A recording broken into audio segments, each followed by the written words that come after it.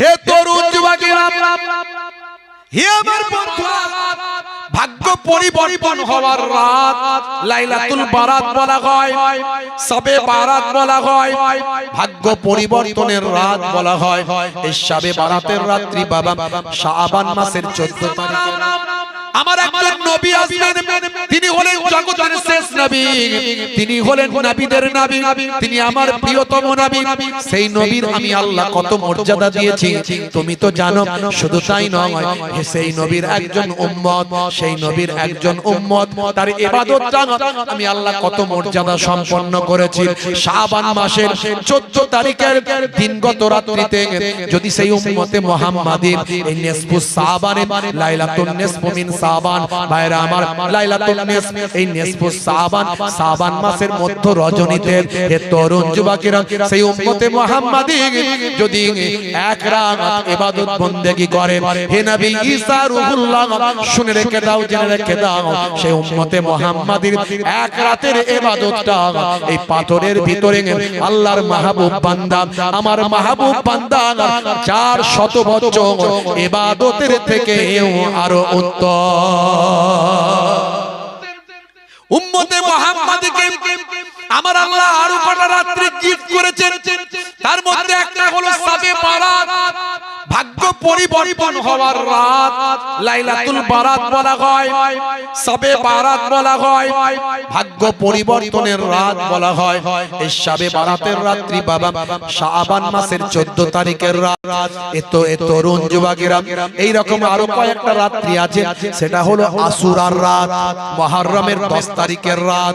শুধু তাই নয়, ঈদুল ফিতরের রাত, ঈদুজ জোহার রাত। হাদিসে এসেছে এই রাতগুলোতে বান্দা ইবাদত করলে অনেক সওয়াব আমার আল্লাহ উম্মতে মুহাম্মাদীর নামাজ আমলে দান করে দেয়। হে তরুণ যুবকেরা, হে আমার বন্ধুরা, শুনে রেখে দিন বাবা, জেনে রেখে দেন, উম্মতে মুহাম্মাদীকে আমার আল্লাহ কত মর্যাদা দিয়েছেন, কত সম্মান দিয়েছেন। একটা ছোট্ট নমুনা আপনাদের মাঝখানে দিয়ে যায়, বেশি লম্বা চওড়া নয়, খুবই সংক্ষেপে বলবো। একটা ছোট্ট উদাহরণ আপনাদের দেব। রাত অনেক হয়ে গিয়েছে, হে তরুণ যুবকেরা, প্রায় 2 ঘন্টা পার হতে চলেছে। 2 ঘন্টা হয়ে গেল নাকি? কটা উঠেছি ভাইরা আমার, তরুণ যুবকেরা আমার, হযরতে মুসা কালিমুল্লাহকে উম্মতে মুসা নবীর উম্মত বলতে, হুজুর আপনার কাছ থেকে আমরা শুনেছি আখিরি জামানার পয়গম্বরের উম্মতেরা অনেক অল্প দিন বাঁচবে, কম দিন বাঁচবে, অল্প সময় বাঁচবে, মাত্র অল্প কিছু বয়স তারা পাবে, 50 বছর, 60 বছর, 70 বছর, এই অল্প দিন পাবে। আর আমরা 200 বছর, 300 বছর, 400 বছর, 500 বছর। ভাই আমার, মুসা নবীর উম্মত অনেক হায়াত পেয়েছে। ঈসা ভাই আমার, দাউদ নবীর উম্মত, সুলাইমান নবীর উম্মত।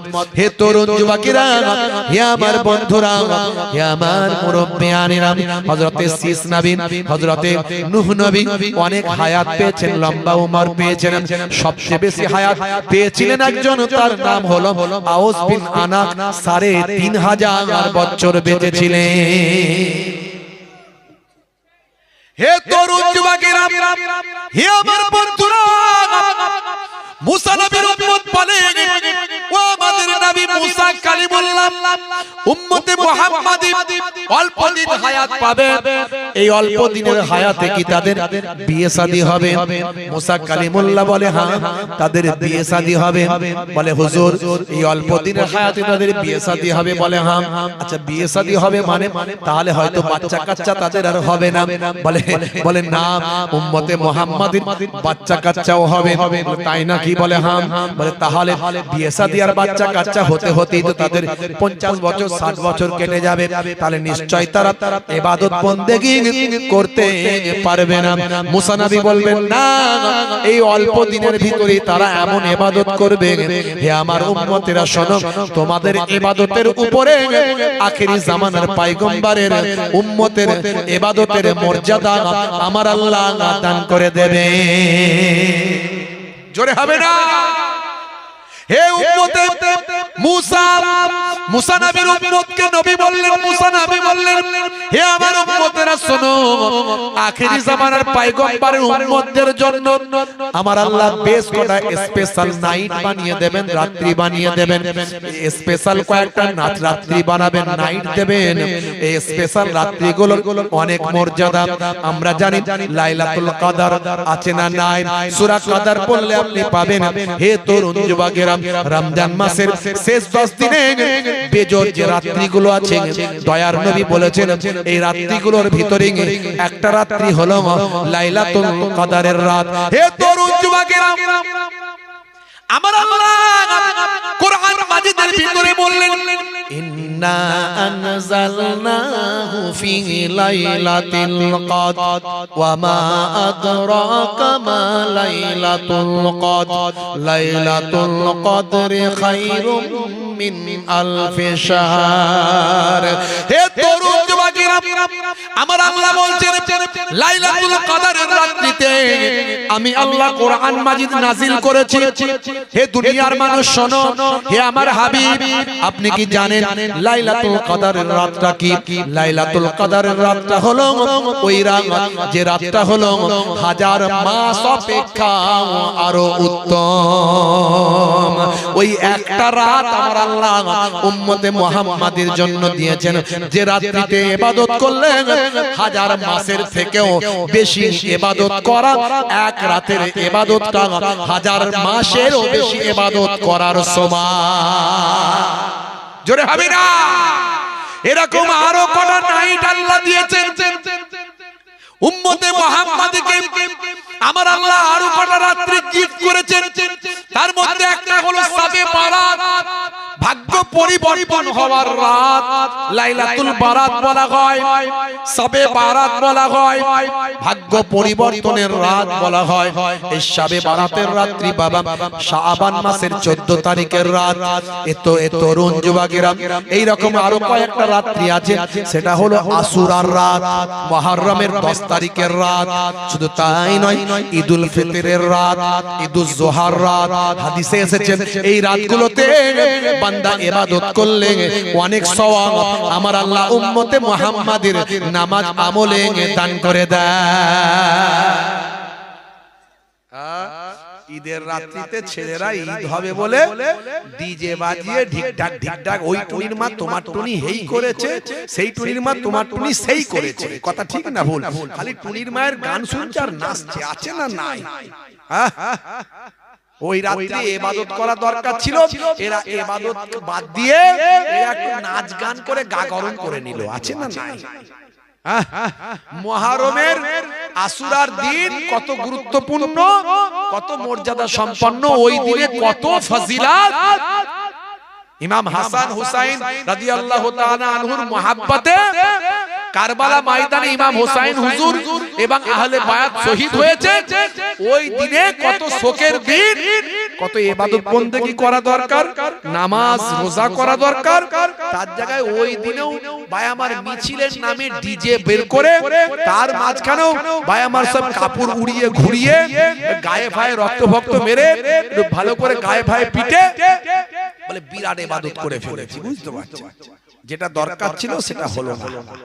ভাইরা আমার, এই স্পেশাল রাত শাবে বারাত, শাবান মাসের 14 তারিখের রাত, কি দরজা আল্লাহ দিয়েছেন। হযরতে ঈসা আলাইহিস সালাম একবার সফরে বেরিয়েছেন, ভ্রমণে বেরিয়েছেন।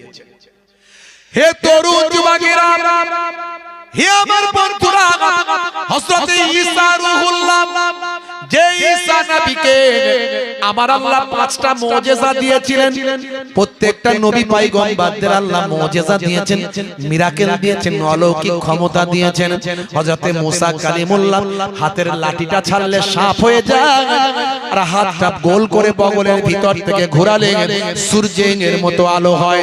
এই সমস্ত অলৌকিক শক্তি দেখিয়ে মানুষকে ইসলামের দিকে আহ্বান করেন। হযরতে ঈসা রূহুল্লাহকে আমার আল্লাহ 5টা এরকম মুজিজা দিলেন। এক নাম্বার হলো হযরত ঈসা রূহুল্লাহ জন্মান্ধ ব্যক্তির চোখেতে যদি হাতটা বুলিয়ে দিতেন সঙ্গে সঙ্গে সে চোখটা ফিরে পেত।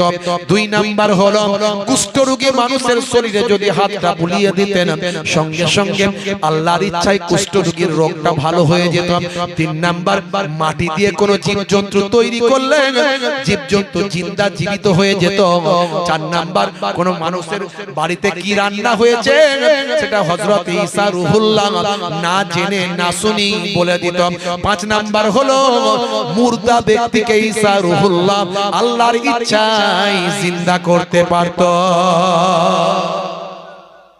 জোরে হবে না, জোরে হবে না ভাইরা আমার। আমার আপনার নবী, আমার আপনার নবী, আমার আপনার নবী আল্লাহকে বললেন, আল্লাহ গো এই সব নবীদেরকে মুজিজা দিয়েছো, আমাকে কি দিয়েছো, আমি কি পারবো?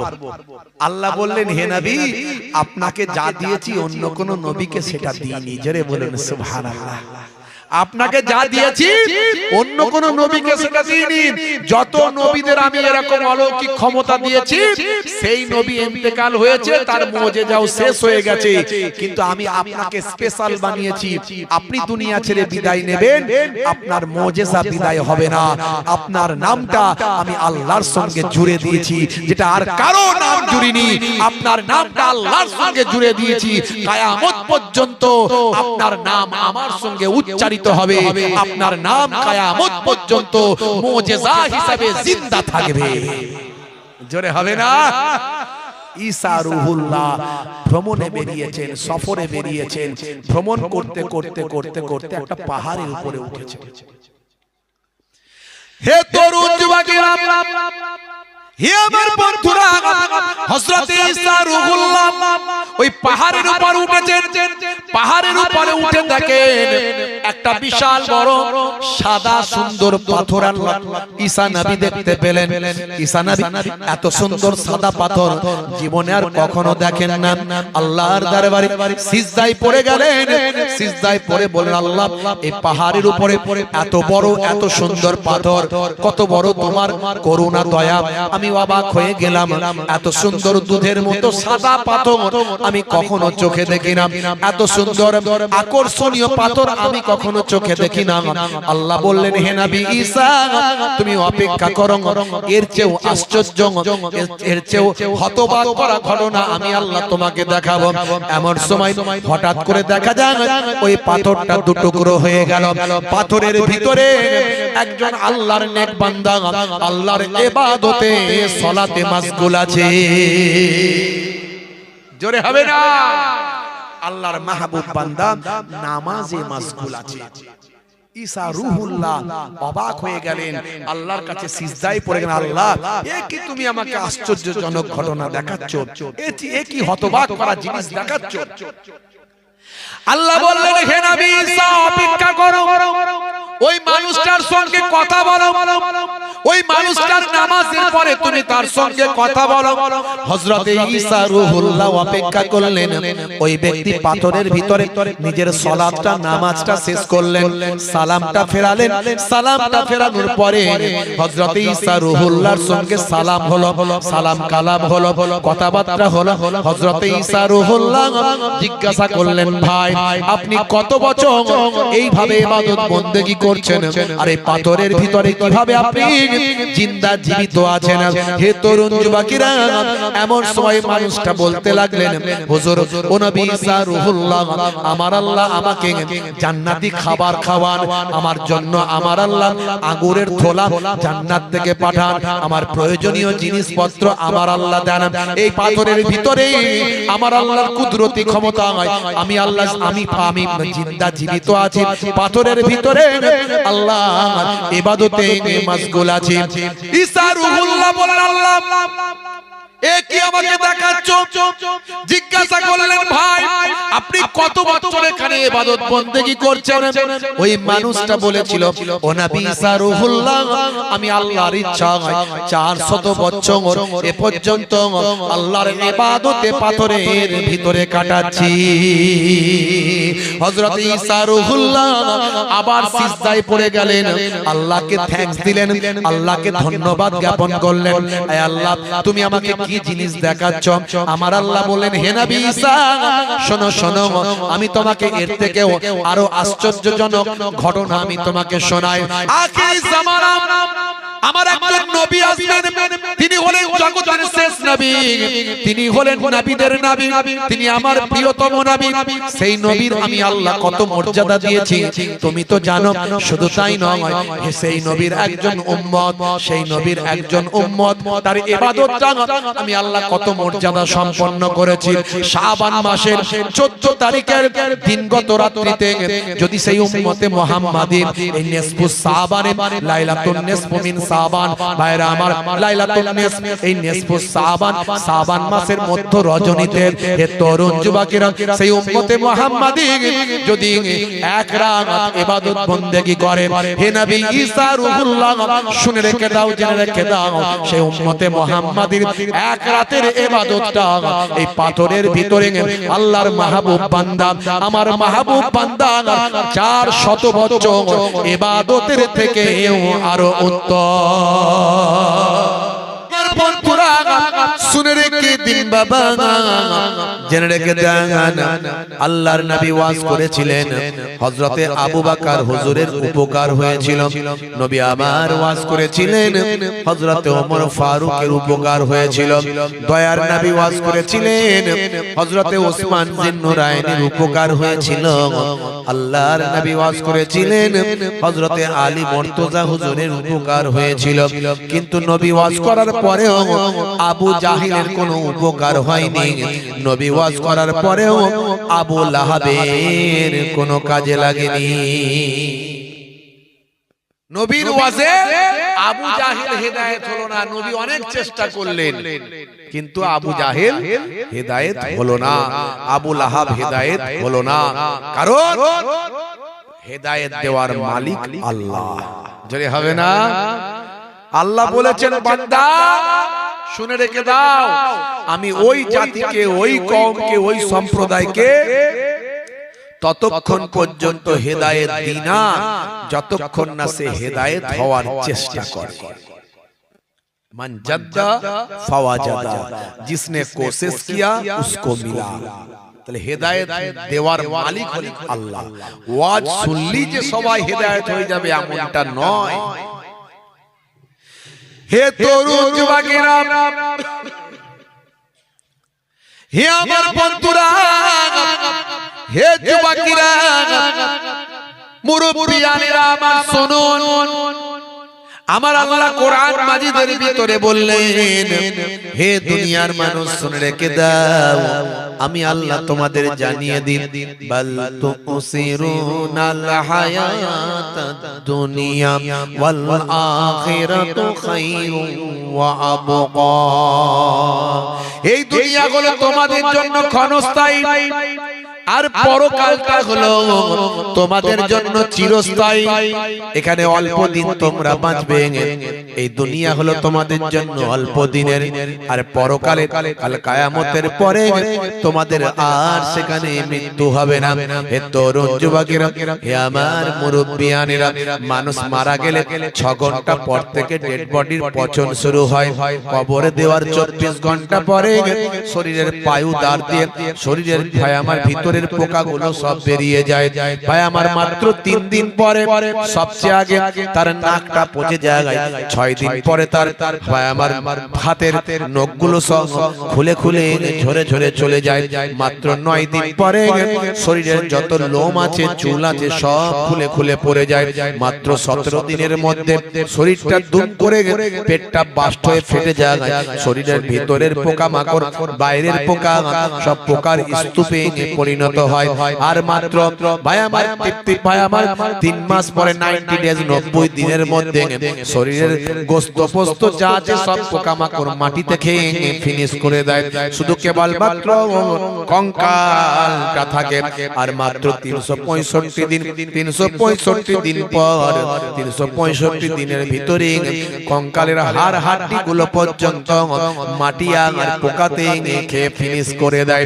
মাত্র কয়েক টুকরা হয়তো হাড় হাড্ডি আর নাভিটা পড়ে থাকতে পারে। ভাই হে যুবক, সারা শরীরের অবস্থাটা এরকম হয়।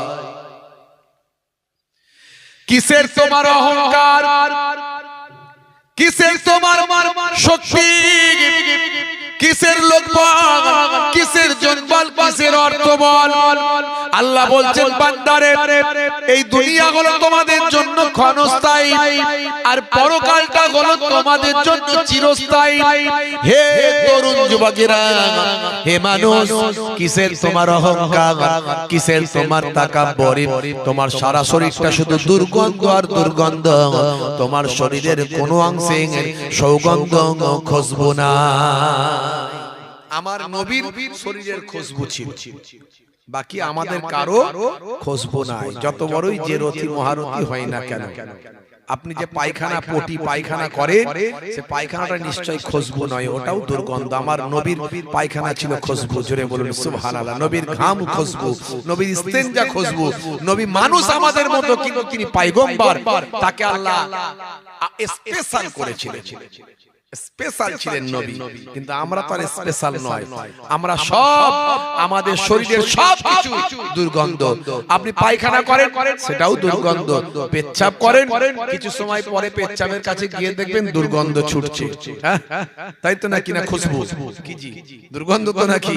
আমাদের যে নাকের দুটো ফুটো আছে, কি জি ভাই, মাঝে মাঝে সেখান থেকে একটু মালকড়ি বেরোয় তো নাকি? ঠান্ডা ফান্ডা লেগে গেলে, হ্যাঁ, সেটা কি খুশবু বেরোয় নাকি? সেটাও দুর্গন্ধ। কানের দুটো ফুটো আছে, কানের দুটো ছিদ্র আছে, ঠান্ডা ফান্ডা লেগে গেলে ওখানেও কিছু মাঝে মাঝে মালকড়ি বেরোয় দেখবেন, তো ওটাও দুর্গন্ধ, ওটাও খুশবু নাই।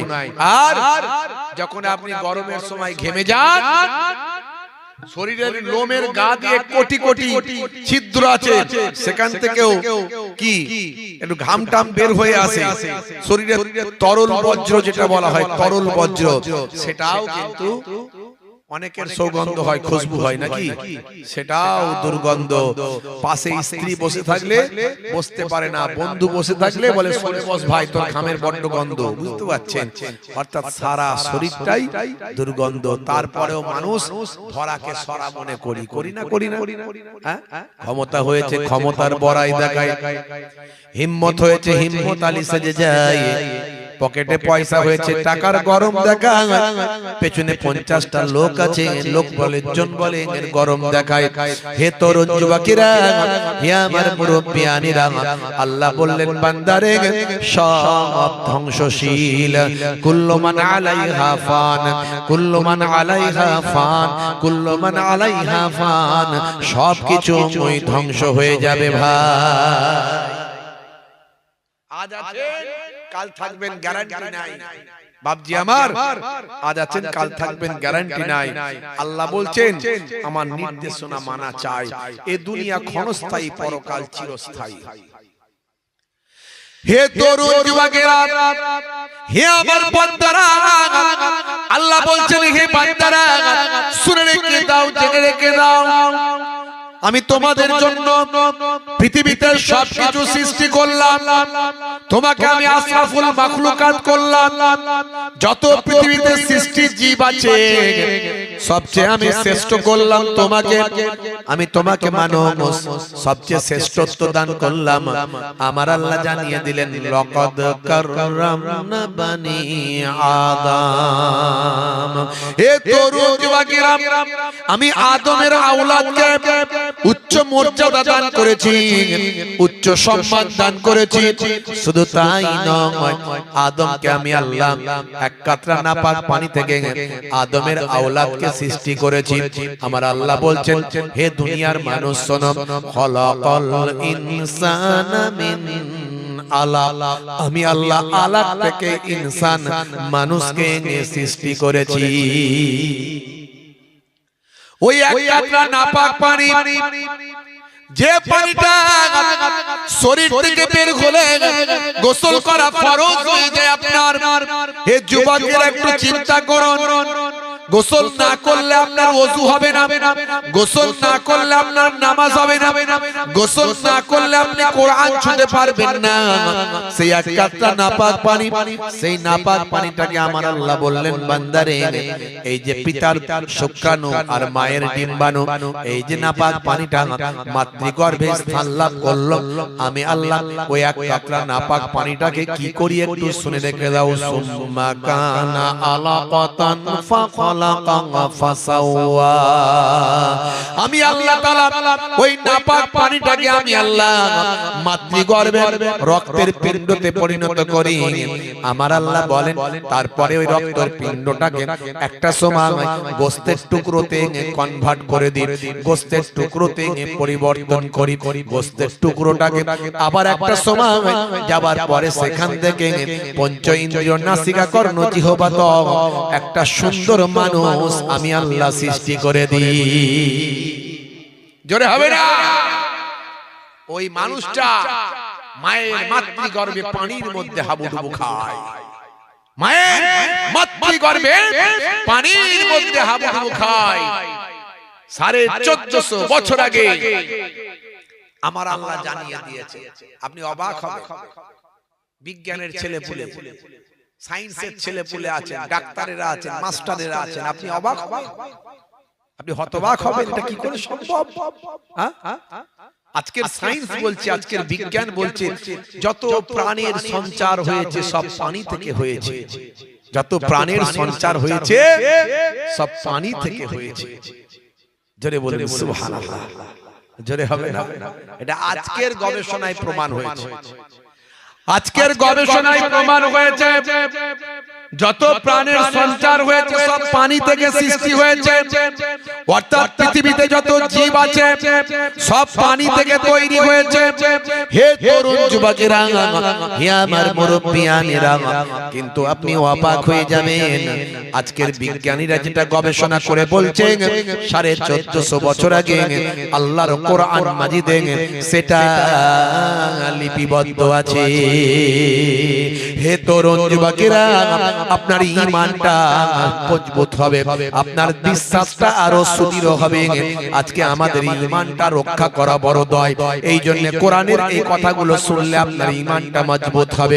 হে তরুণ যুবকেরা, আজকের বিজ্ঞানীরা ল্যাবরেটরি করেছে, আজকের বিজ্ঞানীরা নাসা তৈরি করেছে, আজকের বিজ্ঞানীরা ইসরো তৈরি করেছে, আজকের বিজ্ঞানীরা প্যাথোলজি করেছে, আজকে ইকোকার্ডিওগ্রাফি মেশিন তৈরি হয়েছে, আজকে আল্ট্রাসাউন্ড তৈরি হয়েছে বাবা, আজকে এক্সরে মেশিন থেকে শুরু করে ব্লাড টেস্টিং থেকে বিভিন্ন যন্ত্রপাতি তৈরি হয়েছে, মেশিন তৈরি হয়েছে।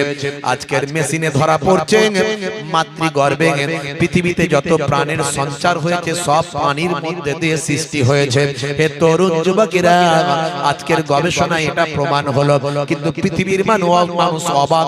1450 বছর আগে কোনো নাসা ছিল না, ইসরো ছিল না, কোনো স্টেথোস্কোপ, ব্যারোমিটার, থার্মোমিটার, মাইক্রোস্কোপ, কোনো যন্ত্রপাতি ছিল না, অনুবীক্ষণ যন্ত্র ছিল না, কোনো রকম ইকোকার্ডিওগ্রাফি ভাই আমার আল্ট্রাসাউন্ড ছিল না, কোনো এক্সরে মেশিন ভাই আমার কোনো blood testing, urine testing machine ছিল না, কোনো প্যাথোলজি ছিল না, কিন্তু পৃথিবীর মানুষ অবাক। আজকের গবেষণায় যেটা প্রমাণ হলো 1450 বছর আগে আল্লাহর কোরআনে লিপিবদ্ধ রইল। এটা কি করে সম্ভব? কোরআনের গবেষকরা বলছে, হে বিজ্ঞান শোনো, আজকে যেটা তুমি আবিষ্কার করছো সেটা 1450 বছর আগে আল্লাহর কোরআনে লিপিবদ্ধ। সায়েন্সের লোকজন বলছে এটা কি করে হতে পারে? কোরআনের গবেষকরা বলছে এটা এই জন্যই সম্ভব, কারণ বিশ্ব ব্রহ্মাণ্ড যা কিছু আছে সব মহান আল্লাহ সৃষ্টি করেছেন। তাই 1450 বছর আগে শুধু নয়, আমার আল্লাহ সবই তো আগে থেকেই জানেন, আমার আল্লাহ সবই তো নিজেই সৃষ্টি করেছেন।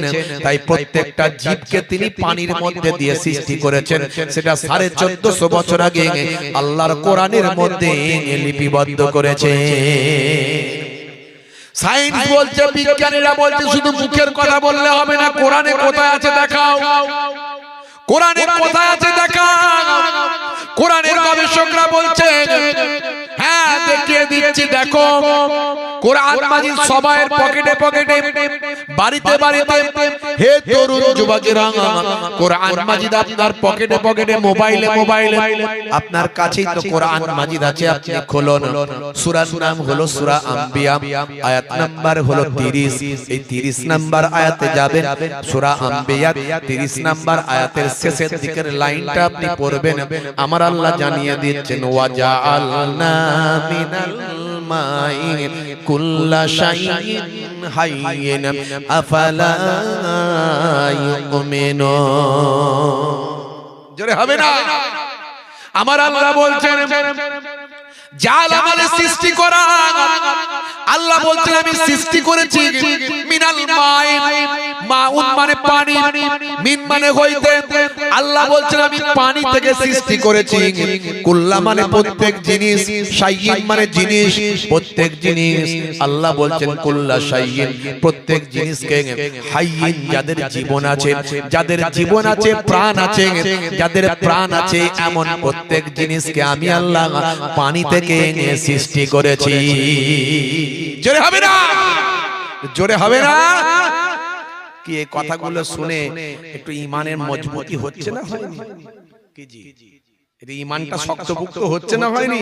এখন ঈমান রাখা বড্ড কঠিন। আখেরি জামানা, কিয়ামতের আলামত, কত রকমের কথা শুনবেন।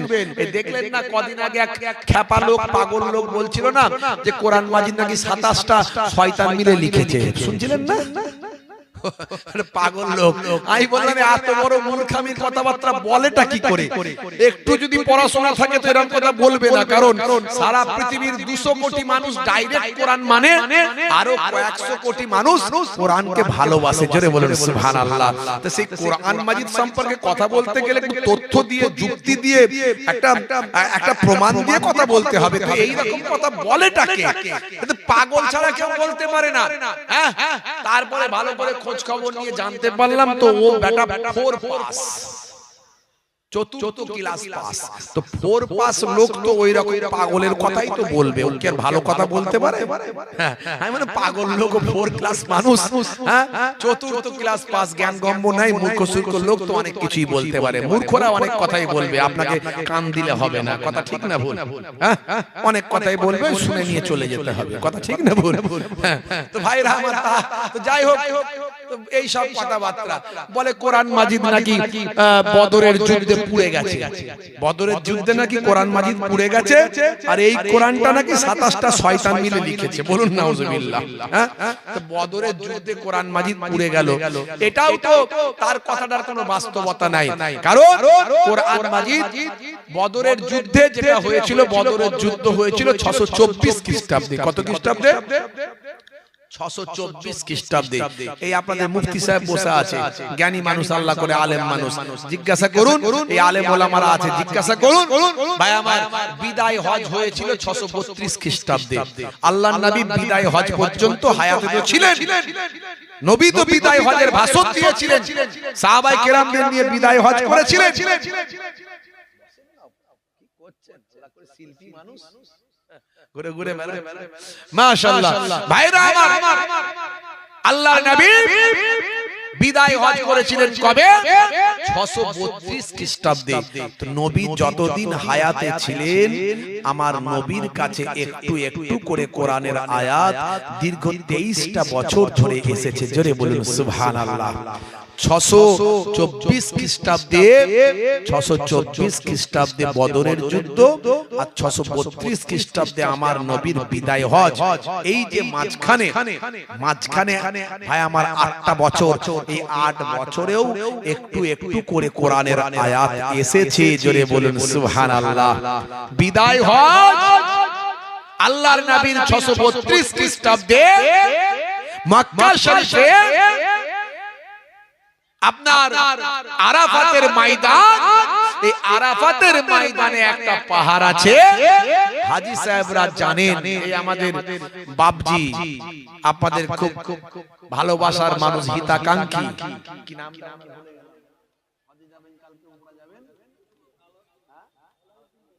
জনাব মোহতারাম সম্মানীয় আলাউদ্দিন সাহেব, ওনারা 11 জন কালকে উমরা হজে যাচ্ছেন।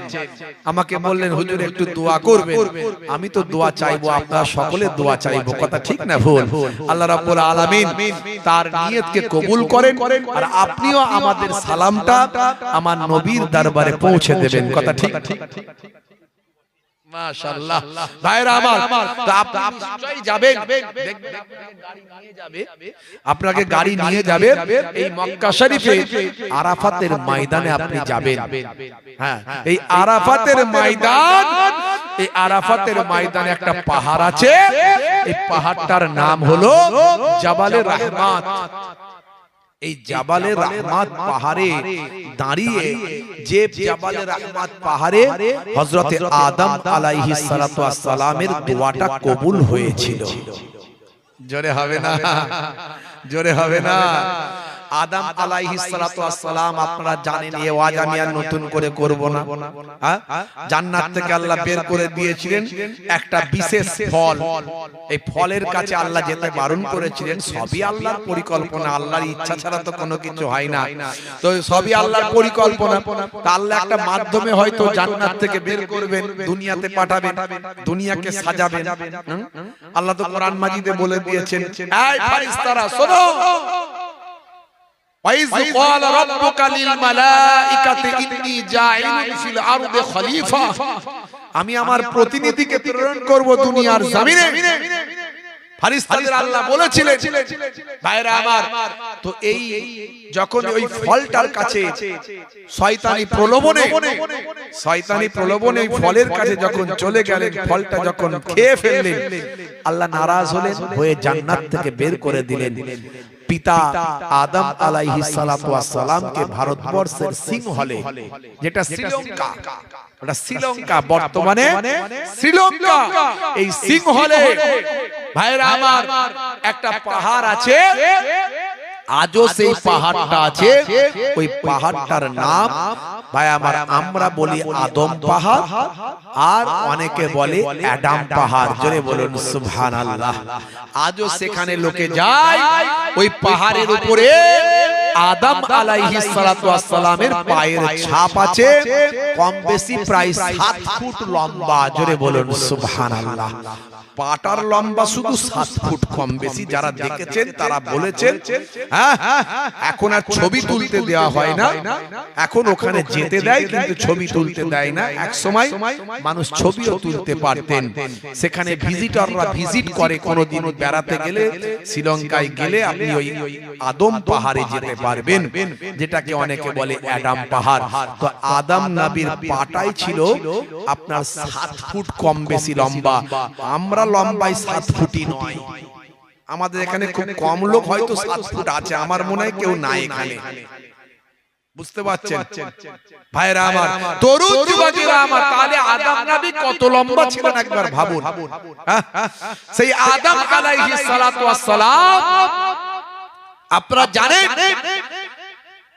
এই কাবা ঘরের পাশে পেছনে একটা পাহাড় আছে। আমার এই বাপজি যাবে হয়তো সোজা মক্কা শরীফ, সোজা মক্কা শরীফই যাবে। প্রথমে কাবা ঘরেই নিয়ে যাওয়া হয়। তো এই কাবা ঘরের পেছনে একটা পাহাড় আছে, ওই পাহাড়টার নাম হলো জাবালে আবু কোবাইস।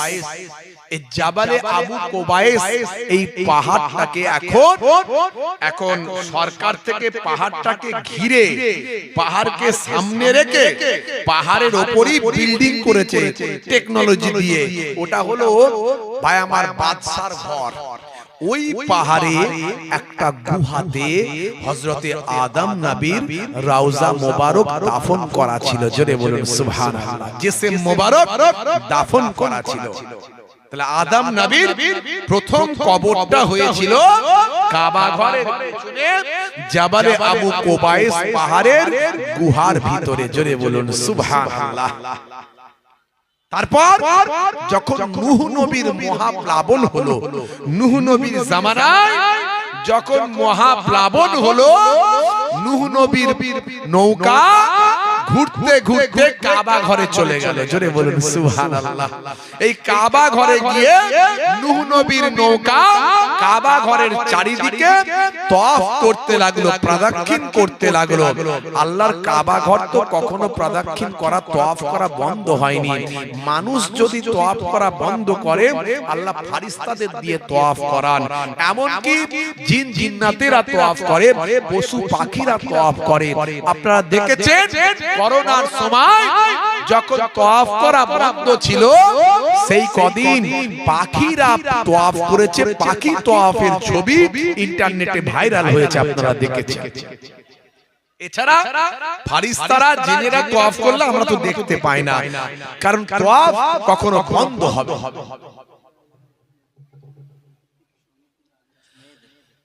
প্রত্যেক জায়গাতে দেখছি আমার মায়েদের চাপটা প্রচুর, মাশাআল্লাহ হচ্ছে। প্রায় দিনই শুনি বলে হুজুর মেয়েদের জায়গা বসার জায়গা হচ্ছে না। আল্লাহ করে আমাদের মায়েরা কিন্তু খুব ওয়াজ শোনে, আল্লাহ করে। আর এটা আমরা আলহামদুলিল্লাহ, এটা আমাদের জন্য বড় নিয়ামত। তো আমার মায়েরা একটুখানি অন্য মায়েদের বসার জায়গা করে দেবেন। যিনি অন্য মায়েদের বসার জায়গা করে দেবেন, আমার আল্লাহ তাকে ডবল সওয়াব দেবেন। জোরে বলুন সুবহানাল্লাহ। নিজে ওয়াজ শোনার সওয়াব পাবেন, আবার অন্যকে শোনার জন্য সহযোগিতা করলে আল্লাহ আপনাকে ডবল সওয়াব দেবেন। আপনার সওয়াব কমে যাবে না। আমার মায়েরা অন্য মায়েদের বসার একটু সুযোগ করে দেন, একটু সামনের দিকে এগিয়ে যান, একটু সামনের দিকে এগিয়ে গিয়ে বসেন, অন্য মায়েদের বসার সুযোগ করে দেন। আল্লাহ রাব্বুল আলামিন আমাদের কবুল করেন। বলুন আল্লাহুম্মা আমিন, বলুন আল্লাহুম্মা আমিন।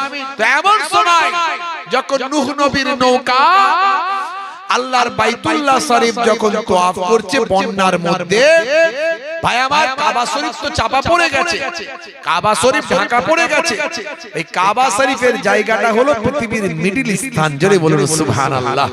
আর এই কাবা শরীফের যে স্টাইল, যে নকশা, যে জায়গা, তার ঠিক উপরে একবারে সপ্তম আকাশে ভাইরা আমার ফেরেশতাদের একটা ইবাদতের ঘর আছে, একই স্টাইলে, একই রকম দেখতে, ঠিক উপরে একেবারে সোজাসুজি ওই ঘরটার নাম হলো বাইতুল মামুর। জোরে বলুন সুবহানাল্লাহ।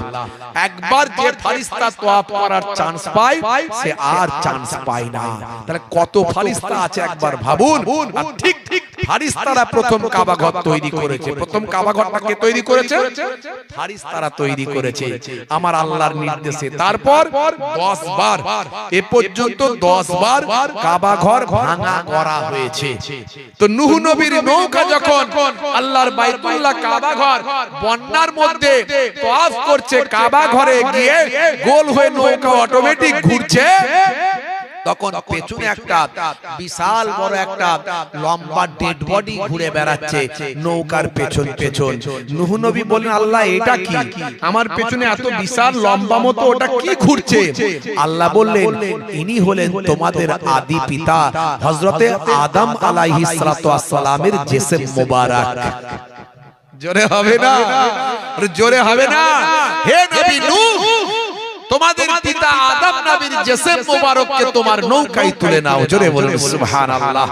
তারপরে সেই নৌকা যদি পাহাড়ে গিয়ে ঠেকলো, বর্তমানে আদম নবীর রওজা মুবারক এবং নূহ নবীর রওজা মুবারক ইরাকের মাসুল শহরে, সাদ্দাম হোসেনের জন্মের এলাকা ইরাকের মাসুল শহরে নূহ নবী এবং আদম নবীর রওজা মুবারকটা আছে। জোরে বলুন, জোরে হবে না? তাহলে আদম নবীর প্রথম রওজা কোথায় ছিল? বাইতুল্লাহ শরীফের পেছনে জাবালে আবু কোবাইস পাহাড়ের গুহার ভিতরে। জোরে বলুন সুবহানাল্লাহ। দেখেছেন ভাইরা আমার, তরুণ যুবকেরা আমার, মুরব্বিয়ানেরা আমার, সেই আদম নবীকে যখন জান্নাত থেকে বের করা হয়েছিল, এই শ্রীলঙ্কায় পাঠানো হয়েছিল ভারতবর্ষে, তৎকালীন যুগের অখণ্ড ভারত। এই জন্য মুসলমানরা আমাদের মনে রাখতে হবে, এই ভারতবর্ষ কিন্তু আমাদের বাপের দেশ। যদি কেউ বলে যে ভারতবর্ষে মুসলমানরা নাকি পড়ে, না না, তারা জানে না। আদম নবীকে আল্লাহ প্রথম পাঠিয়ে পাঠিয়েছিল। হ্যাঁ, তো আদম নবীর সন্তান আমরা সবাই, আদম নবীর সন্তান আমরা সবাই, কেউ মানুক আর নাই মানুক, কথা ঠিক না বল? তো আদম নবীকে আল্লাহ প্রথমে ভারতে পাঠিয়েছিলেন পৃথিবী সৃষ্টি করার পরে, মানুষ সৃষ্টি করার পরে পৃথিবীতে মানুষ বলতে আদম নবী, সেই আদম নবীকে আল্লাহ পৃথিবীতে কোনো মানুষ নাই তখন ভারতে পাঠিয়েছিলেন। এটা আমাদের বিশ্বাস, এটা আমাদের বিশ্বাস। তাই আদম নবীর দেশ হলো ভারত, আদম নবী আমাদের বাপ, তাই আমাদের বাপের দেশ হলো ভারতবর্ষ, কথা ঠিক না বল? আমরা আমাদের বাই রাইট, আমাদের বাই ফাদার, আমাদের বাপের দেশ হিসাবে আমরা ভারতে বসবাস করি। জোরে বলুন সুবহানাল্লাহ। কারো দয়ায় বসবাস করি না, কেউ আমাদেরকে দয়া করে রাখেনি। যারা আমাদেরকে বলে দেশ ছাড়তে হবে, পালাতে হবে, তারাই পালিয়ে যাক, কোনো অসুবিধা নাই, কথা ঠিক না ভুল? আমরা হিন্দু, মুসলিম, খ্রিস্টান, জৈন, বৌদ্ধ মিলেমিশে আছি, থাকবো। এই এসআইআর নিয়ে অনেক গন্ডগোল চলছে, আপনারা দেখছেন, অনেক বিওলোরা কমপ্লেন করছে, বুঝতে পারছেন? অনেক বিওলোরা কমপ্লেন করছে। আপনাদের সজাগ সচেতন থাকতে হবে।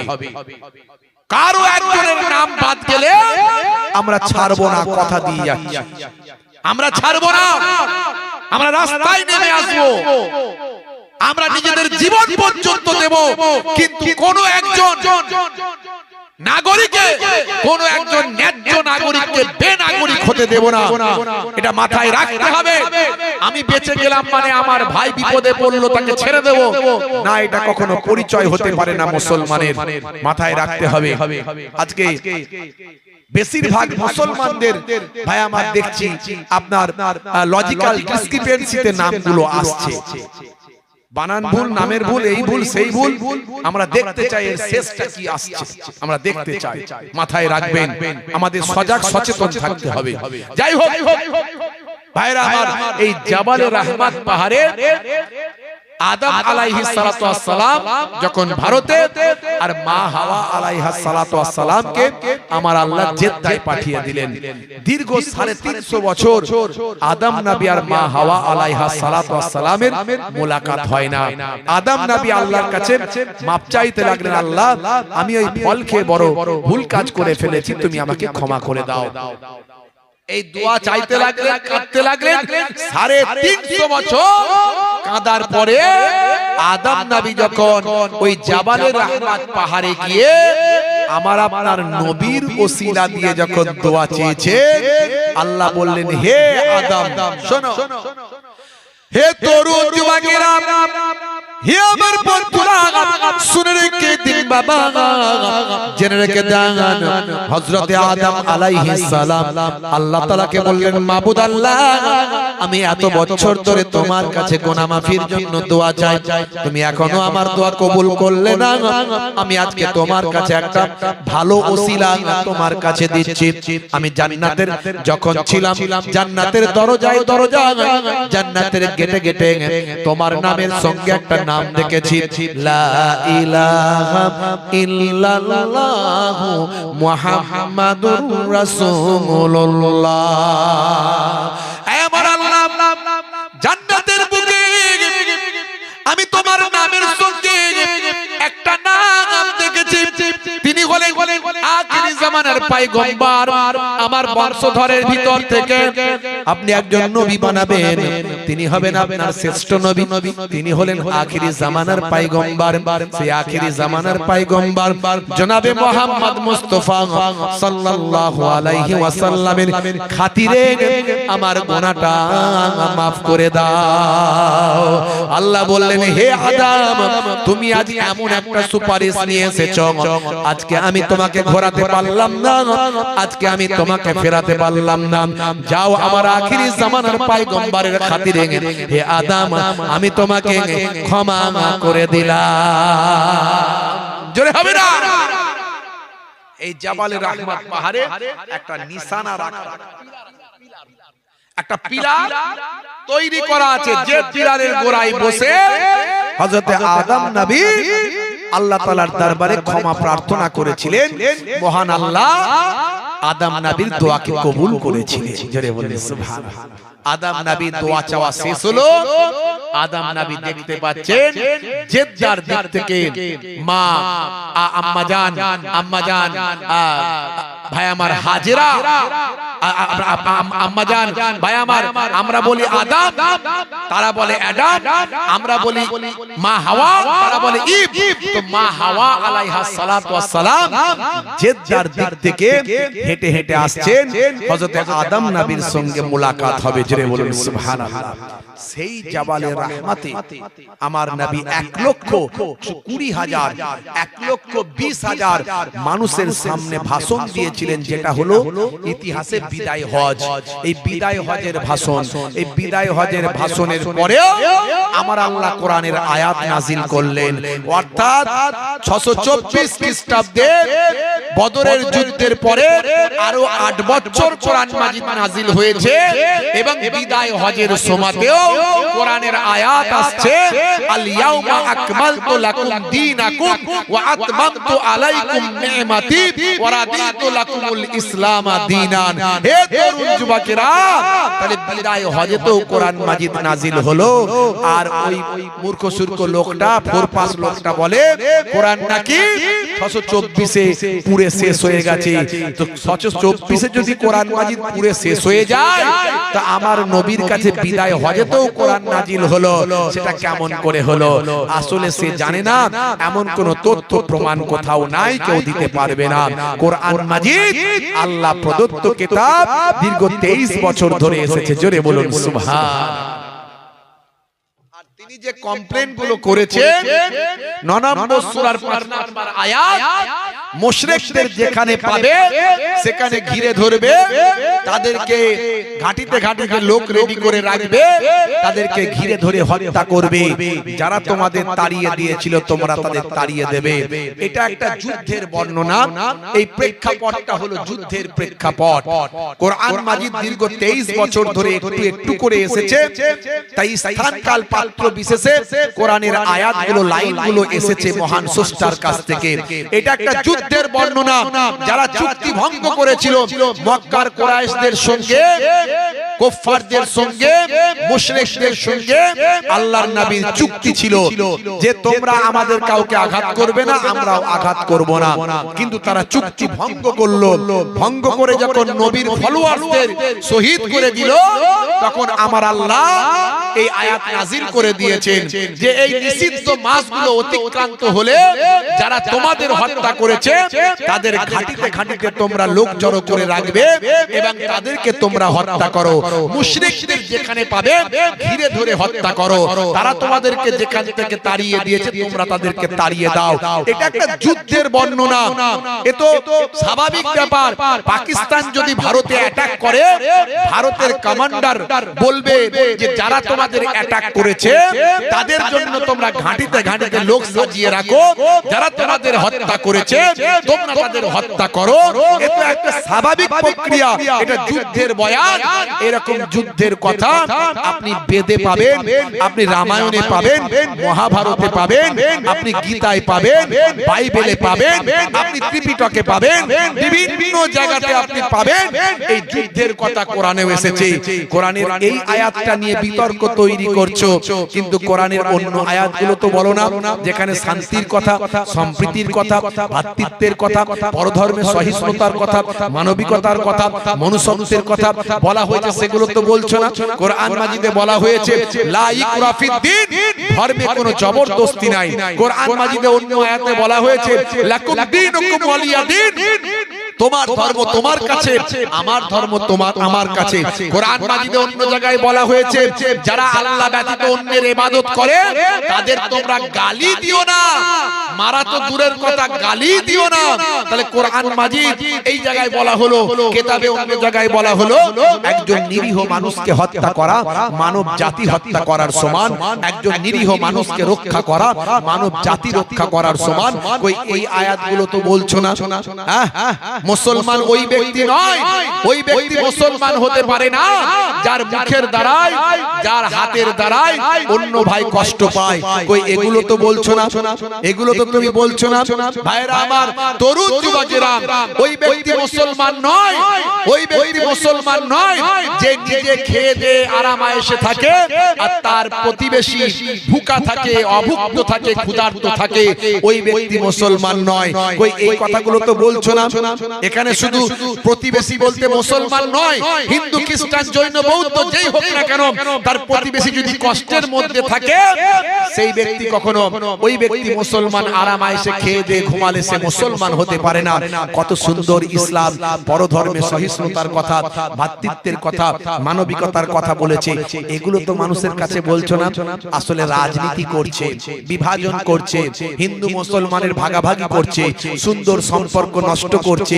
হাজার বছর ধরে হিন্দু মুসলিম মিলেমিশে চলছে এই ভারতবর্ষে, কত সুন্দর সম্পর্ক, সেই সম্পর্কগুলোকে নষ্ট করার চেষ্টা করছে। মিথ্যা মিথ্যা কথা বলে, যত কথা বলে এরা সব মিথ্যা। শুধু একমাত্র লক্ষ্য হলো বিভাজন তৈরি করে ভোটের রাজনীতি করা। বুঝতে পারছেন? আমাদেরকে সাবধানে থাকতে হবে। এই ভোটের আগে অনেক রকম ঘটনা ঘটবে। বাপ, কোনো প্রলোভনে পা দেবেন না, আইনের প্রতি ভরসা রাখবেন, আইনের প্রতি ভরসা রাখবেন। কোন রকম প্রলোভনে পা দিয়ে এদের চক্রান্তে জড়াবেন না। মাথা ঠান্ডা রেখে কাজ করতে হবে, মাথা গরম করলে হবে না। তবে মুসলমান অনেক সাবধান হয়ে গেছে।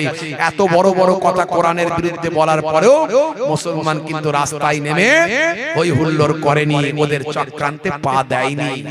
আলহামদুলিল্লাহ, মুসলমান বুঝে গেছে যে এগুলো এখন চলতেই থাকবে। বুঝতে পারছেন? আইনের সাহায্য নিয়েছে মুসলমান। প্রায় 600 খানা এফআইআর হয়েছে। 600 খানা, একটা দুটো নয়। এটা কম ব্যাপার নয়। কাজ কতটা হোক না হোক সেটা পরের কথা, কিন্তু আলহামদুলিল্লাহ মুসলমান এখন অনেক আগের থেকে বুঝতে শিখে গেছে যে আমাদেরকে ইমোশনালি ব্ল্যাকমেল করা হয় বারবার। জোরে হবে না, জোরে হবে না, নারে তাকবীর। ভাইরা আমার, তরুণ যুবকেরা আমার, আমাদের ইবাদত বন্দেগি একটু করতে হবে। আমাদের মালিক আছে, মালিককে রাজি করাতে হবে। মালিক যদি রাজি হয়ে যায়, আপনার কোনো ভয় নাই, চিন্তা নাই। এসআইআরে আপনার কোনো ক্ষতি করতে পারবে না। আমার আল্লাহ সব টেকনোলজি বদলে দেবে। ওয়া মাকারু ওয়া মাকারাল্লাহু ওয়াল্লাহু খায়রুল মাকিরিন। জোরে হবে না? আল্লাহ বলছেন, শোনো, তারা যতই কৌশল করুক, যতই চক্রান্ত করুক, যতই কৌশল করুক, আমি আল্লাহ হলাম সবচেয়ে বড় কৌশলকারী। জোরে বলুন সুবহান। জোরে হবে না? আমার আল্লাহকে রাজি করতে হবে, আল্লাহকে খুশি করতে হবে, মালিকের কথা শুনতে হবে, মালিককে মালিকের মতো সম্মান দিতে হবে। মালিক আপনার উপরে রাজি থাকবে। যখনই আপনি বিপদে পড়বেন, মালিক সাহায্য করবে। জোরে বলুন সুবহানাল্লাহ। তাই আমি আপনাদের কাছে দুটো কথা বলবো, আলোচনা একেবারে শেষ। দুটো কথা বলবো। এক নাম্বার হলো, আল্লাহর সবচেয়ে বড় নির্দেশ হলো নামাজ। সেই নামাজ ছাড়বেন না, সেই নামাজ ছাড়বেন না। বলুন ইনশাআল্লাহ। নামাজের থেকে বড় ইবাদত আর কিছু নাই। কিন্তু নামাজ পড়বেন, সাথে সাথে ছোট ছোট ইবাদত যেগুলো বললাম নবীর সুন্নাত, এগুলো পালন করবেন, তবে ইবাদতগুলো ঠিকঠাক হবে। তাই নামাজ ছাড়বেন না। সবচেয়ে বড় ইবাদত হলো নামাজ। মুয়াজ্জিন আপনাকে পাঁচবার মুয়াজ্জিন আপনাকে আযানে ডাকে, এসো নামাজের দিকে এসো, এসো নামাজের দিকে এসো, বলে না? হাইয়া আলাস সালাম, মানে এসো নামাজের দিকে এসো। এলে কি হবে? মুয়াজ্জিন আবার পাঁচবার, 5 দুগুণে 10 বার বলে দিচ্ছে নামাজে এলে কি লাভ হয়। হে মুয়াজ্জিন বলে দাও কি লাভ। মুয়াজ্জিন বলছে, কি বলছে? হাইয়া আলাল ফালাহ,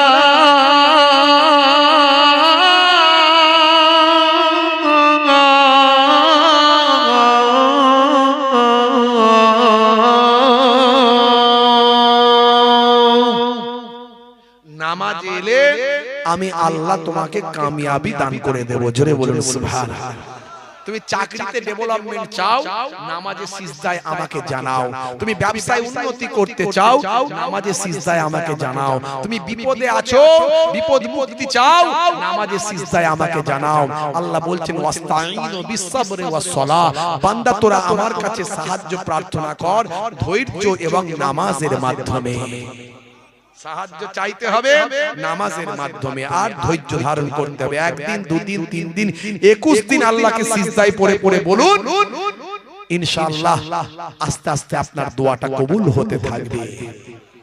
আর সবচেয়ে বড় সুন্নাত, সবচেয়ে বড় আল্লাহর নির্দেশ নামাজ, সবচেয়ে বড় নবীর নির্দেশ হলো মুখের দাড়ি। মুখের দাড়ি, অনেকে দাড়ি রাখতে লজ্জা পায়, আছে না নাই? হুজুর আমি এই সেক্টরে থাকি, ওই সেক্টরে থাকি। হ্যাঁ, বিরাট কোহলি মুখে দাড়ি রেখেছে, পৃথিবী বিখ্যাত ক্রিকেটার, আমার দেশের গর্ব। হ্যাঁ ভাই, আমার হরভজন সিং দাড়ি রেখেছে, লিওনেল মেসি দাড়ি রেখেছে, নেতা মন্ত্রীরা দাড়ি রেখেছে, বর্তমান ভারতের প্রধানমন্ত্রী, মাননীয় প্রধানমন্ত্রীজির মুখে দাড়ি, প্রাক্তন এক্স প্রাইম মিনিস্টারের মুখে দাড়ি, হাসিম আমলা মুখে দাড়ি রেখেছে, একেবারে সুন্নতি দাড়ি। মঈন আলী খান একেবারে সুন্নতি দাড়ি। আপনি বড় দাড়ি রাখতে যদি আপনার অসুবিধা ফিল করেন, something is better than nothing. নাই মামার চেয়ে কানা মামা ভালো, অন্তত ছোট হলেও মুখে দাড়িটা রাখুন, কিন্তু ফ্যাশন মনে করে নয়। এখনকার যুগে দাড়ি হলো ফ্যাশন, দাড়ি মুখের সৌন্দর্য, কিন্তু আপনি দাড়ি রাখবেন নবীর সুন্নত মনে করে, কোনো ফ্যাশন মনে করে নয়, সৌন্দর্য মনে করে নয়। আপনি রাখবেন নবীর সুন্নত মনে করে। দাড়িটা ছোট হোক, আজ ছোট আছে, একদিন বড় হয়ে যাবে। একদিন ঈমানি শক্তি যখন বেড়ে যাবে, মুহিবুল্লাহ হুসাইনির থেকে দাড়ি বড় হয়ে যাবে।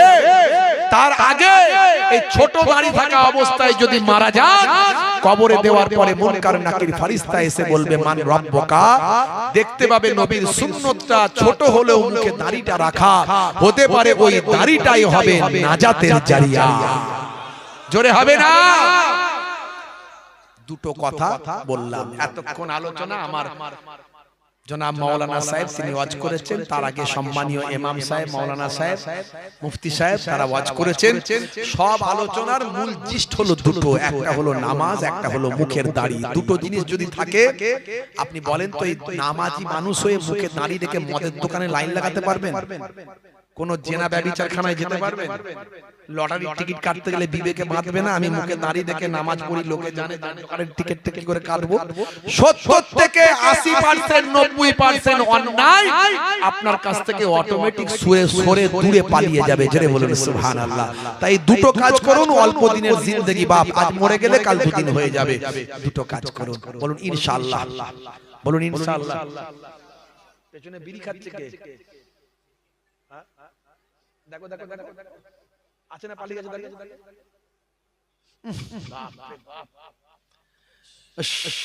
আমার একদম সহ্য হয় না বিড়ি, সিগারেট আর তিরঙ্গা গুটকার গন্ধ, বুঝতে পারছেন? কিছু বলতে পারি না, মুখটাকে দূরে দূরে লাগি, লোকে মনে করে হুজুর মনে আমার থেকে দূরে দূরে সরে যাচ্ছে, কিন্তু আমার একদম সহ্য হয় না, বমি পেয়ে যায়, ভয়ঙ্কর মাথা যন্ত্রণা শুরু হয়ে যায় সঙ্গে সঙ্গে, বুঝতে পারছেন? কি বলবো, জলসার দিনে জলসা কমিটির লোক আরো বেশি বেশি যুবকরা তিরঙ্গা গুটকা খায়, অন্য দিনে 10টা খেলে ওদিনে টেনশন বেশি থাকে, 30টা চালায়। আবার হুজুর যদি আসতে একটু দেরি করে, ওদের কাল ঘাম ছুটে যায়, বুঝতে পারছেন? যেই গাড়ি থেকে নামছি, দূর থেকে দেখতে পেয়েছে হুজুর আসছে, অমনি সেখান থেকে ছুটে ছুটে আসছে আর সালাম দিচ্ছে, হুজুর আসসালামু আলাইকুম, সর্বনাশ করে মুখে মাল ঢুকিয়ে রেখেছে রে, বুঝতে পারছেন? কি বিপদ! আমার তো সহ্য হয় না একদম, কি করে হয়, আমার একদম শরীর নিতে পারে না, কি করব? এবারে যখন আবার মুসাফা করতে আসে, কি করব? মুখটাকে হালকা করে ঘুরিয়ে দিয়ে যাতে বুঝতে না পারে, বুঝলে আবার মনে দুঃখ হবে, হুজুর আমার দিকে তাকাচ্ছে না, মুখটাকে হালকা করে ঘুরিয়ে আর বাম দিকে হাতটা বাড়িয়ে দিয়ে মুসাফাটা করে নি। হ্যাঁ, কিন্তু হলে কি হবে, যেখানে বাঘের ভয় সেখানে সন্দেহ হয়। আবার কানের কাছে এসে বলছো, হুজুর দোয়া করুন, সরে সরে দোয়া চাও ভাই, সরে দূর থেকে দোয়া চাও, তো আমার এক্ষুনি বিপদ হয়ে যাবে, বুঝতে পারছেন? কি মুশকিল, আল্লাহ কি যে করি। হ্যাঁ, তো আখেরি জামানা, কিছু বলার নাই, দিনের দিন কত রকমের আবিষ্কার হচ্ছে। শাহরুখ খান নিজে কোনোদিন তিরঙ্গা খায় কিনা জানি না, সে বলছে তিরঙ্গা খেলে তোমার ব্রেন খুলে যাবে, বুঝতে পারছেন? সলেমান খান কোনোদিন নিজে তিরঙ্গা গুটকা কি বলে, ওই যে মন করবে কমল খাচ্ছে বিমল, বুঝতে পারছেন? তো বিমল খায় কিনা জানি না, বলছে তোমার মনটা ঠান্ডা হয়ে যাবে বিমল খাও। দেখা গেল মানুষকে মরার দিকে লাইনে পাঠিয়ে দিচ্ছে।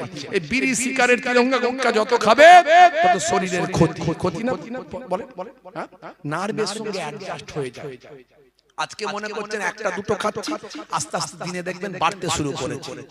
যে দিনে দুটো বিড়ি সিগারেট খাই, তার আস্তে আস্তে দিনে এমন বাড়তে বাড়তে চেন স্মোকার দিনে 20টা 30টা প্যাকেটের পর প্যাকেট উড়িয়ে দিচ্ছে। এমন অবস্থায় দাঁড়িয়ে গেছে যে বিড়ি না খেলে তার চলে না। চাচা আমার মসজিদে নামাজ পড়ছে আর মল্লিক বিড়ি ঘড়ি বিড়ি পকেটে খরখর খরখর খরখর করছে। শুধু শুধু মসজিদ থেকে বেরোতে দেরি, বিড়ি খেতে দেরি নাই, টুপি খোলার টাইম নাই, ঠাস করে মুখে ভরে ফস করে জ্বালিয়ে ধোঁয়া উড়ি দিয়ে বেরিয়ে গেল। কথা ঠিক না ভুল? ভাইরা আমার, এমন অবস্থা হয়েছে বিড়ি সিগারেট খেয়ে নার্ভের সঙ্গে অ্যাডজাস্ট হয়েছে। টয়লেটে গেলে দেখবেন মাঝে মাঝে বিড়ি সিগারেট নিয়ে অনেকে ঢোকে, মানে ওপরের ধোঁয়া না মারলে নিচের মাল ক্লিয়ার হবে না। আছে না? নাই। রাগ করবেন না বাবা, আসলে নার্ভের সঙ্গে অ্যাডজাস্ট। আপনি এই জন্য লোকে বলে না শরীরের নাম মহাশয়, যা সবে তাই সয়। মাঝে মাঝে আমাকে পরীক্ষা করে যে দেখি তো হুজুর এত নেশার বিরুদ্ধে বলে, আজকে তো বলতে পারিনি, তো নেশার বিরুদ্ধে বলে দেখি তো, তাবারও খাইয়ে দাইয়ে দিয়ে বলে হুজুর হুজুর কি পান নেবেন? এই যে ভাইরা পান রেখে দিয়েছে এখানে, বুঝতে পারছেন? কি পান খাবেন হুজুর? 120 না 420? আমি বলি 120ও খাই না, 420ও খাই না।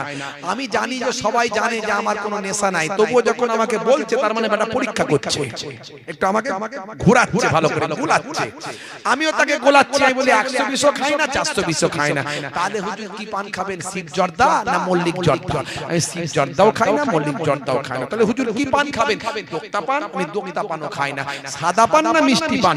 সাদা পানও খাই না, মিষ্টি পানও খাই না। তাহলে হুজুর কি খান?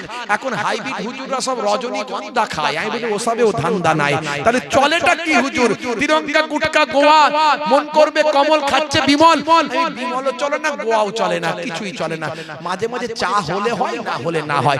হুজুর কিছুই খান না? না কিছুই খান না। হুজুর বেটা ছেলে নেশা না করলে বেটা ছেলে হয়? আমাকে কি মেয়ে ছেলে মনে হচ্ছে? ভাইরা আমার, 1450 বছর আগে নবী বলেছেন কুল্লু মুসকিরিন হারাম, প্রত্যেক নেশা হলো হারাম। পরে আপনি মাকরু, মাকরু তাহরিমা, মাকরু তানজিহ, আপনি যাই জানেন সেটা পরের কথা। আগে মাকরু, আপনি নেশাটা করবেন কেন? চেষ্টা করুন। সায়েন্স বলছে নেশা মুক্ত জীবন যাপন করুন। নেশা মুক্ত জীবন যাপন করলে আয়ু বেড়ে যায়। স্বাস্থ্য বিশেষজ্ঞরা বলছে, আমরা বলি আয়ুর মালিক আল্লাহ, আয়ুর মালিক আল্লাহ। তবে আপনি যদি নেশা মুক্ত জীবন যাপন করেন আপনার শরীরের জন্য উপকার হয়। জোরে বলুন সুবহানাল্লাহ। ভাইরা আমার, তরুণ যুবকেরা আমার, ঠিক ঠিক নাকে ঠিক গন্ধ চলে এসেছে। আমার নাক খুব খারাপ বললাম না, ঠিক চলে এসেছে। যেই পেছনে গিয়ে কেউ না কেউ চালিয়েছে, দুটান মেরেছে, অমনি চলে এসেছে নাকে। তো যাই হোক বাপেরা আমার, চেষ্টা করবেন, আস্তে আস্তে কমাবেন, নিশ্চয়ই পারবেন। রমজান মাসে আমরা সারা দিন রোজা রাখি, কিচ্ছু খাই না, তাহলে কেন আমরা পারবো না? একটু অভ্যাস করলেই পারবেন। নেশামুক্ত জীবন যাপন করবেন। আমি মাঝে মাঝে ভাবি আমার এত গন্ধ লাগে, বমি হওয়ার মতো অবস্থা, তো ওদের বউগুলো টেকে কি করে? আবার বুঝতে পারি আমরাই তো আজে বলি যে স্বামীর পায়ের তলায় স্ত্রীর জান্নাত। আমাদের মায়েরা অনেক ভালো, জানেন তো, অনেক ভালো, অনেক সবর করে, কিচ্ছু বলে না। আল্লাহ আমাদের মাগুলোকে সুন্দর রাখুন, হেফাজত করুন, শরীরকে সুস্থ রাখুন। আমাদের মায়েদের আল্লাহ আল্লাহ হেফাজত করুন। নামাজি পরেজগার খোদাভীরু মায়েদের নিয়ে আজকে ওয়াজ করতে পারিনি। 4টে ওয়াজ মায়েদের জন্য, 4টে ওয়াজ। 1 নাম্বার নামাজ, 2 নাম্বার রোজা, 3 নাম্বার স্বামী যেন না বলে আমার স্ত্রী আমাকে দেখে না, আমার স্ত্রী আমার কথা শোনে না, স্বামী যেন নারাজ না থাকে, মায়েদের মাথায় রাখতে হবে। 3 নাম্বার। 4 নাম্বার হলো বাইরে যখন বেরোবেন, যদি প্রয়োজন হয় বেরোতে, মোটা কাপড়, একটু মোটা কাপড় গায়ে দিয়ে একটু সম্মানের সঙ্গে, হায়া শরম ইজ্জতের সঙ্গে বাইরে বেরোবেন। পরপুরুষের কুনজর থেকে যেন বেঁচে চলতে পারেন, এইভাবে বাইরে বেরোবেন। এই 4টে কাজ করলে নবী বলেছেন 8টা জান্নাতের দরজা আল্লাহ আপনাকে খুলে দেবেন। জোরে বলুন না সুবহানাল্লাহ। যার দেওয়া দরকার ছিল ঢাকা, সে রেখেছে ফাঁকা, আর যার রাখলেও হতো ফাঁকা, সে দিয়েছে ঢাকা। আছে না নাই? ঈদের আগে শপিং মলে শাশুড়ি আর বৌমা শপিং করতে যায় বাজার, কলকাতা বিগ বাজারে। শাশুড়ি একদম আপাত মস্তক ঢেকে, বোরকা টোরকা পরে, আর বৌমা ভাইমা 30 বছরের বৌমা যাচ্ছে 16 বছরের তরুণী সেজে। আয়নার কাছ থেকে মন উঠতে চায় না। শাশুড়ি ডাকে মা আয়না, না, বলছে মা দাঁড়াও না, আয়নার কাছ থেকে মন উঠতে চায় না, চুলটা নাড়ায়, মুখটা ঘোরায়, গালটা বাঁকায়, ঠোঁট পালিশ, জিভ পালিশ, লাল পালিশ, এই পালিশ সেই পালিশ, পালিশের উপর পালিশ, শেষে বলে দেখ আমার থোপরা যেন প্রিয়ঙ্কা চোপড়া। সর্বনাশ আছে না? নাই। যার দেওয়া দরকার ছিল ঢাকা সে রেখেছে ফাঁকা, আর যার রাখলেও হতো ফাঁকা সে দিয়েছে ঢাকা।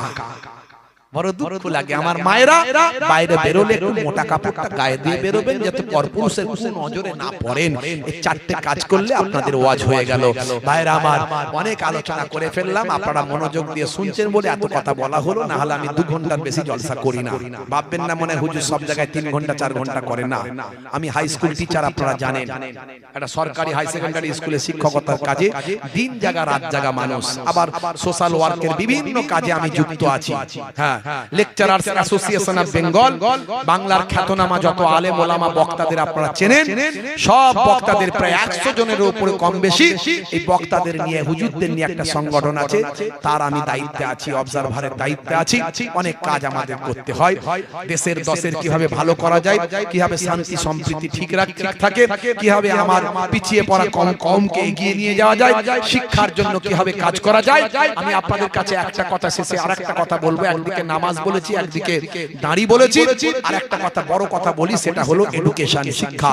মাথায় রাখবেন, আপনি খেয়ে হোক না খেয়ে হোক, অনাহারে অর্ধাহারে থেকে হলো আপনার ছেলেটাকে সুশিক্ষায় শিক্ষিত বানাবেন।